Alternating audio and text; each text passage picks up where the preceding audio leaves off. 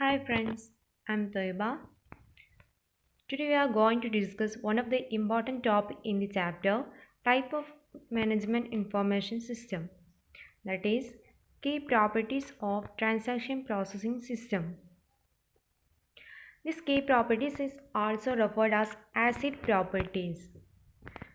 Before going to key properties, you should know what is meant by TPS or what is transaction processing system.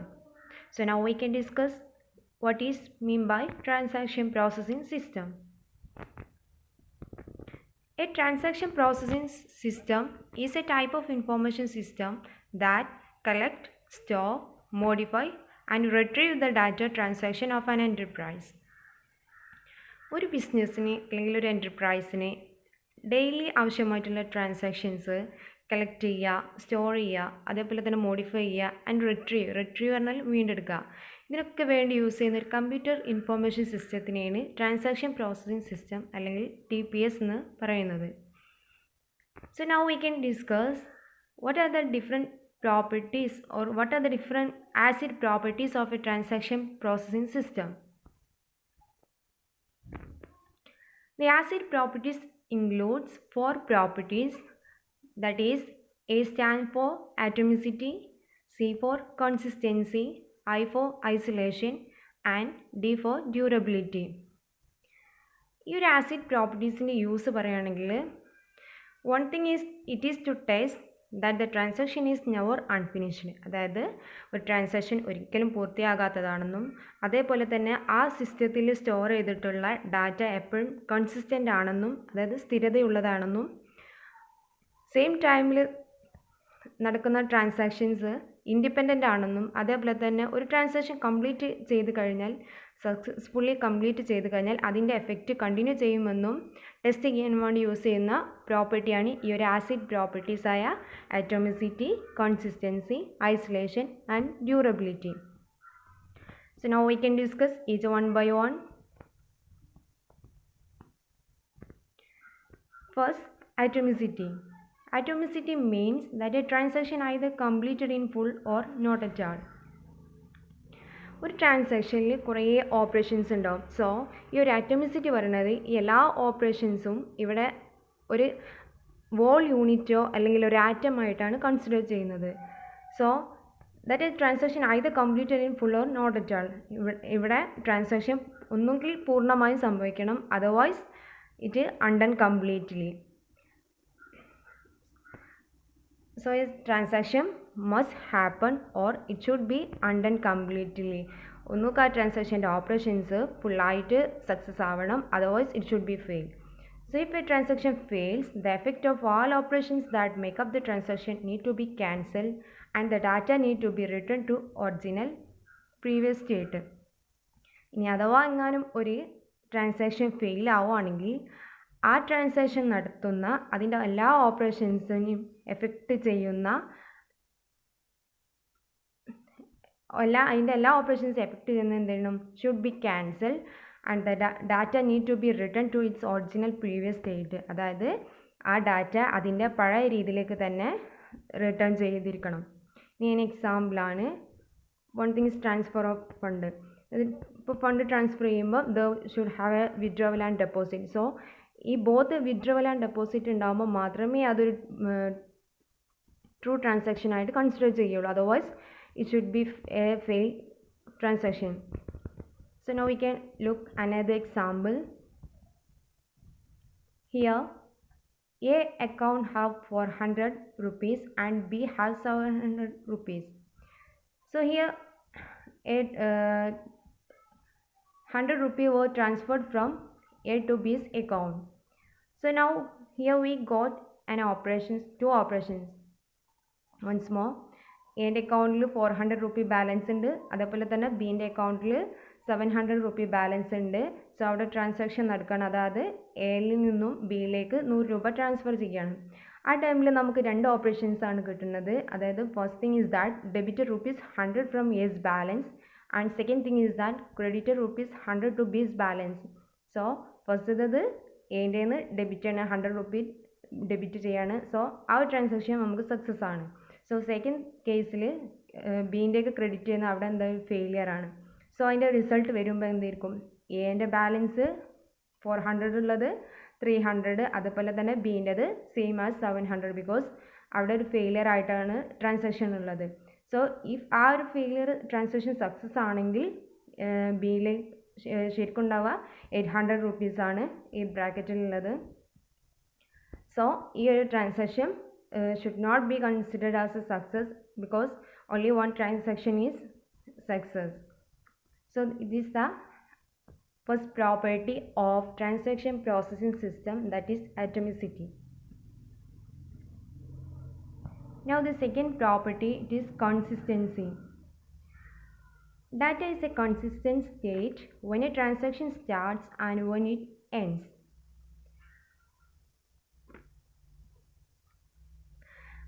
ഒരു transaction start ചെയ്യുമ്പോഴും അതുപോലെ തന്നെ അത് end ചെയ്തതിനു ശേഷവും അതിൻ്റെ ഡാറ്റാബേസ് എന്തായിരിക്കണം, കൺസിസ്റ്റൻറ്റ് സ്റ്റേജിൽ കണ്ടിന്യൂ ചെയ്തിരിക്കുക, അതായത് സ്ഥിരമായ അവസ്ഥയിലായിരിക്കണം. സോ അതാണ് ഈ ഒരു കൺസിസ്റ്റൻസി എൻഷുർ ചെയ്യുന്നത്. ഇനി എക്സാമ്പിളാണ് ട്രാൻസ്ഫർ ഓഫ് ഫണ്ട്. അതായത് നേരത്തെ നമ്മൾ പറഞ്ഞ ഒരു 100 റുപ്പി ട്രാൻസ്ഫർ ചെയ്തിട്ടുണ്ട്, അതേ സെയിം കേസ് തന്നെയാണ്. ഇനി എയിൽ 400 റുപ്പി ഉണ്ട്, അതേപോലെ തന്നെ ബിയിൽ 700 റുപ്പി ഉണ്ട്. Here transfer rupees 100 from A to B. ഈ ഒരു ട്രാൻസാക്ഷൻ സക്സസ്ഫുൾ ആണ്. സോ നമുക്ക് കിട്ടുന്ന result A equal to 300 and ബീൻ്റെ അക്കൗണ്ടിൽ 800 റുപ്പി ഉണ്ട്. അതായത് ട്രാൻസ്ഫർ ചെയ്തപ്പം എയിൽ നിന്ന് 100 റുപ്പീസ് ലെസ് എഴുതും, അതുപോലെ തന്നെ ബീൻ്റെയിൽ 100 റുപ്പീസ് മോറായി. ഇനി നമ്മൾ ഈ ഒരു ട്രാൻസാക്ഷൻ കൺസിസ്റ്റൻ്റ് ആണോ നോക്കണം. അതായത് കൺസിസ്റ്റൻറ്റ് മീൻസ് ഫസ്റ്റ് നമ്മൾ പറഞ്ഞു സ്റ്റാർട്ടിങ് അതേപോലെ തന്നെ എൻഡ് ചെയ്തതിനു ശേഷം സെയിം സ്റ്റേജിലായിരിക്കണം, ഒരു കൺസിസ്റ്റൻറ്റ് സ്റ്റേജിലായിരിക്കണം അതിൻ്റെ ഡാറ്റാബേസ് ഉണ്ടാവുക. So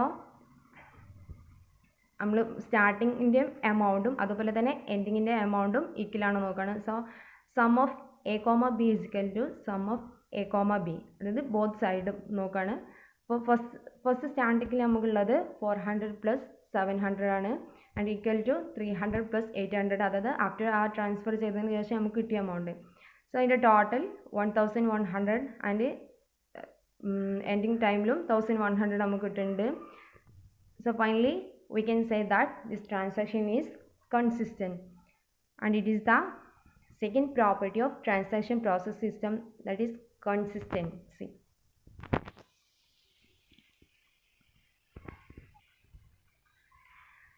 Now third property, that is isolation. Here the transaction must be independent each other. It means that other processes never see information during the transactions. They may see information before or after the transaction. So ഈ ഒരു isolation കേസിൽ അത് ensure ചെയ്യുന്നത്, ഈ ഒരു property ensure ചെയ്യുന്നത് എന്താ വെച്ചാൽ ട്രാൻസാക്ഷൻ ഷുഡ് ബി ഇൻഡിപെൻഡൻറ്റ്, അതായത് ട്രാൻസാക്ഷൻ രണ്ടും ഇൻഡിപെൻഡൻ്റ് ആയിരിക്കണം. ആ ഒരു ട്രാൻസാക്ഷൻ നടക്കുന്ന ടൈമിൽ അതൊരു പ്രോസസ്സസിന് ആ ട്രാൻസാക്ഷൻ നടക്കുന്ന ടൈമിൽ അതൊരു പ്രോസസ്സിന് എന്ത് ചെയ്യാൻ പറ്റില്ല, ഇൻഫോർമേഷൻ കാണാൻ പറ്റില്ല. They can only see the information before or after the transaction take place. അപ്പം ഒരേ ടൈമിൽ ഒരുപാട് ട്രാൻസാക്ഷൻ നടക്കുമ്പം ഒരു ട്രാൻസാക്ഷൻ കംപ്ലീറ്റ് ചെയ്ത് പ്രോസസ്സ് ചെയ്തതിന് മാത്രമേ നെക്സ്റ്റ് ട്രാൻസാക്ഷൻ കംപ്ലീറ്റ് ആവുള്ളൂ. So in example, when a fund transfer is made between two accounts, രണ്ട് അക്കൗണ്ടുകൾക്കിടയിൽ ഫണ്ട് ട്രാൻസ്ഫർ ചെയ്യുമ്പം there should be have A debit and credit. So ഒരു ഡെബിറ്റ് കഴിഞ്ഞതിന് ശേഷം മാത്രമേ ക്രെഡിറ്റ് നടക്കുള്ളൂ, ഈ ഒരു ക്രെഡിറ്റ് ഡെബിറ്റിന് മുമ്പായിട്ട് നടക്കില്ല. So second example, booking the last theatre at the same time. രണ്ട് പേഴ്സൺസ് തിയേറ്ററിലെ ലാസ്റ്റ് സീറ്റ് സെയിം ടൈമിൽ ബുക്ക് ചെയ്യാണ്. They can see the seat before the booking and after the booking, but after the transaction take place only one person will got the seat. So this is the third property of transaction processing system, that is isolation, which ensure that the transaction must be independent each other. Now the fourth property, it is the last property of transaction processing system, that is durability. After a transaction completes successfully, the changes it has made to the database persist even if there are system failures. It means ഒരു transaction successfully complete ആയതിനു ശേഷം, അതായത് അതിൻ്റെ ഇടയിൽ അതിൻ്റെ എന്തെങ്കിലും changes, ആ അക്കൗണ്ട്സിലൊക്കെ എന്തെങ്കിലും ചേഞ്ചസ് വരുത്തിയിട്ടുണ്ടെങ്കിൽ അത് നിലനിൽക്കും. അതായത് it should be move in such case even if there are system failures, അവിടെ ഒരു സിസ്റ്റം ഫെയിലിയർ ആയാൽ പോലും ആ ഒരു ചേഞ്ച് ചെയ്തതിന് ഒരു മാറ്റം വരില്ല, അത് അതേപോലെ തന്നെ ഉണ്ടാവും.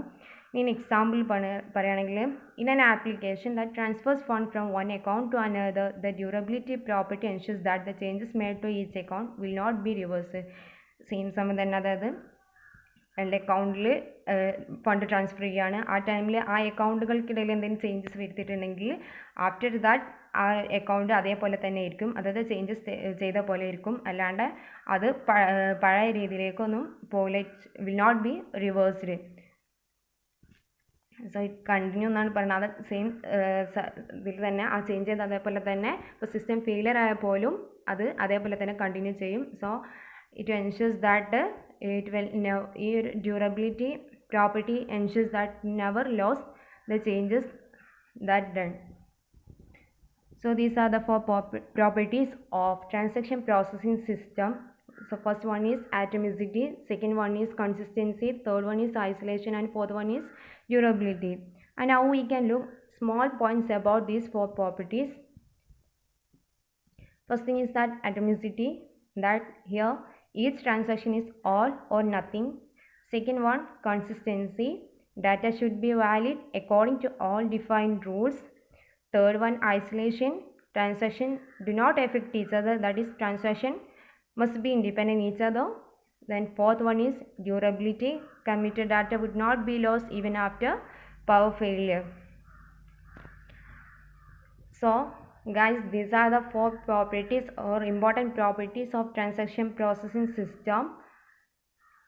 I hope you guys now know some information about, or you get some information about these key properties of transaction processing system.